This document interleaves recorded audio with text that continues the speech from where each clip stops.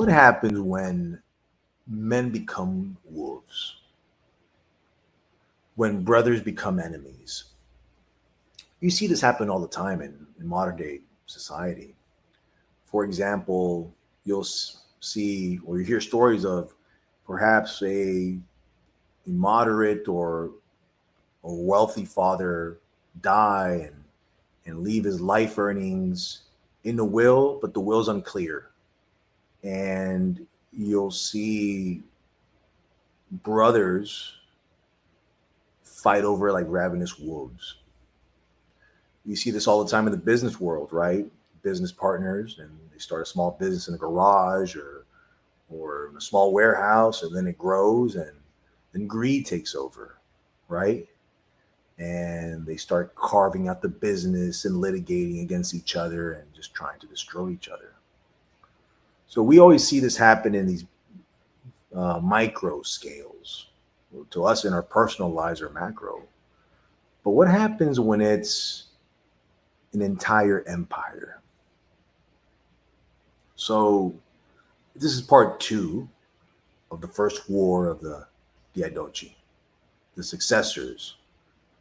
And we're going to talk about Alexander's childhood friends. But these weren't just ordinary men. These were men just like Alexander, part of the aristocracy. And they went to school together, grew up together. They learned to ride horse together. They learned to fight together. They bled together. So the men who once swore a blood oath under Alexander's banner, again, his brothers, now these men were sharpening their swords against each other. And this wasn't for land, not even for gold, but for a crown no man could wear alone. So in the first story, we started in Alexander's death.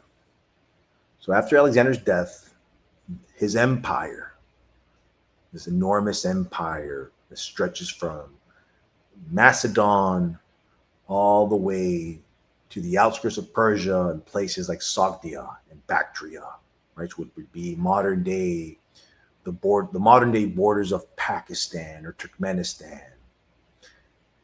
So this empire fractures. And Alexander's childhood friend and personal bodyguard and commander of the infamous companion cavalry. And remember, this cavalry was renowned, world renowned, was a technological marvel in the ancient world, right? This cavalry won battles in places like Gaugamela and Isis. And again, just the best cavalry on earth. So Perdiccas, again, commander of this cavalry, or former commander of this cavalry, he tries to rule as regent, but no one wants to be ruled. So you have Alexander's other commanders, and again, all these men were his childhood friends or perhaps friends of his father. So you have people like Ptolemy and Antipater and Craterus and Antigonus and Lysimachus and Seleucus. And all see themselves as kings in waiting. But the problem is that without Alexander's charisma to bind them, ambition turns brotherhood into betrayal. Now,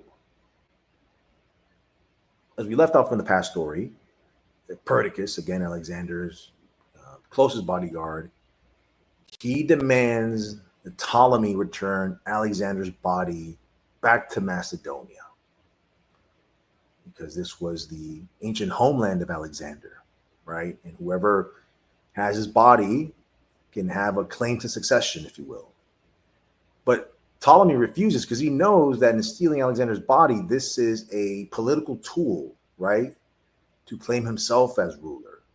So this refusal is an open act of rebellion. So Perdiccas does what any good, commander warrior is going to do is he's going to launch an invasion to Egypt, and he's going to crush Ptolemy. Now, Perdiccas runs into some problems. Because I told you in the first part of the story that he was killed, but I didn't get into the details or the nuances as to why. When Perdiccas tries to cross the Nile, the crossing that river becomes a catastrophic failure. And many of his troops died. A lot of them just drowned. So when you have in any army, even in the modern day army, a situation like that happen, the men's morale collapses, including the officers. So his own officers, Pathon and Seleucus, they assassinate him during the campaign because they thought it was a lost cause. And in this time, they're also hedging their bets, right? As to who's going to win the game. So in the desert of Egypt, Perdiccas didn't just lose an army, he lost the soul of Alexander's dream.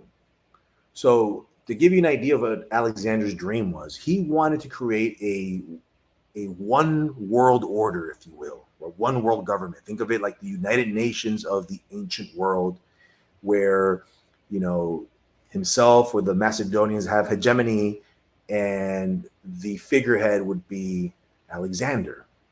But again, the issue was the succession. Who was going to rule this enormous empire? So after Perdiccas' death, of course, chaos erupts. And Ptolemy, he entrenches himself or positions himself in Egypt. And at this point, he's no longer hiding his ambition. He's letting everyone know what he wants. And back in Macedon, you have Antipater. And he tries to hold the center, but he's aging. So to put some backgrounds to who Antipater is, Antipater was one of Alexander's father, Philip II's most trusted generals and companions.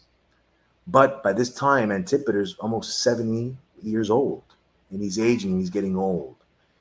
And he doesn't have the same tenacity, if you will, as a young Ptolemy would. And back in Babylon's where Alexander died, Seleucus, again, Seleucus is one of Alexander's also companions and commanders. He seizes Babylon, and then he sets his sights out east. And then Antigonus One Eye, he begins consolidating power in Asia Minor. So think of places like Turkey and maybe modern day Armenia and places like this sort. Now, these men, they weren't just fighting for Alexander's empire. They were carving out new kingdoms for themselves. Remember, Alexander's empire was enormous. It was thousands of kilometers. And any one of these regions can provide vast resources and water, meaning water through rivers,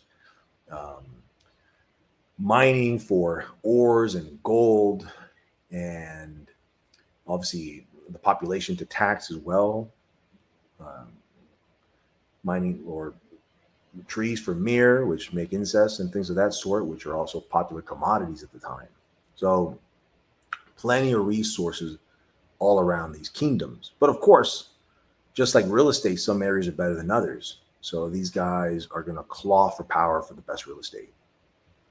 Now, there's another angle to the story, which is the royal bloodline, right? Remember that Alexander had his wife Roxana, and she bore him a son, Alexander IV.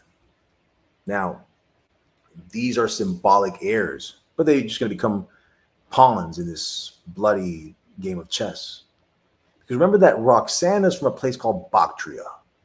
And to help you guys understand, Bactria would be modern day Afghanistan, Turkmenistan, Tajikistan, these areas in Central Asia. But specifically, I believe she was most likely from Afghanistan, from a city called Balkh.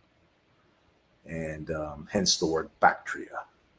So the Macedonians, they don't recognize her legitimacy. And Alexander's mother, Olympias, definitely doesn't either. But again, they have a young son, Alexander IV. Now, what happens from here is, remember I told you about Antipater, which is the regent in Macedon. He's getting old, so he eventually is going to pass power to his son, a man named Cassander. And Cassander eventually captures them. He's going to capture them later. And he will murder them. And he's going to end the Argead dynasty, right? And this is the bloodline or royal bloodline of Alexander the Great. So the blood of Zusamon, which was born through Alexander, would be strangled in a dark cell and just forgotten by history. The first war of the Diadochi teaches one brutal lesson, and that is that Alexander's empire could not be ruled. It could only be inherited by those ruthless enough to tear it apart.